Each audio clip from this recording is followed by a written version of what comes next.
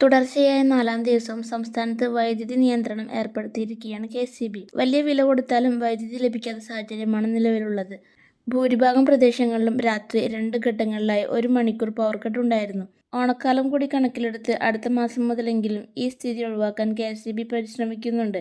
അതേസമയം ലോകകപ്പ് ഫൈനൽ നടക്കുന്നതിനാൽ 19, 20 തീയതികളിൽ വൈദ്യുതി മുടക്കം ഒഴിവാക്കാൻ കൂടിയ വിലയ്ക്ക് 24 മണിക്കൂറും ലഭ്യമാകുന്ന വൈദ്യുതി വാങ്ങാൻ തീരുമാനിച്ചിട്ടുണ്ടെന്ന് കെ.എസ്.ഇ.ബി. സി.എം.ഡി. രാജമാണിക്യം അറിയിച്ചു.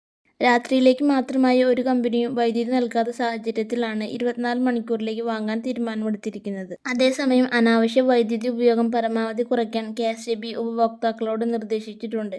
എ.സിയുടെ താപനില 25°C അതിനു മുകളിലോ സെറ്റ് ചെയ്യുക.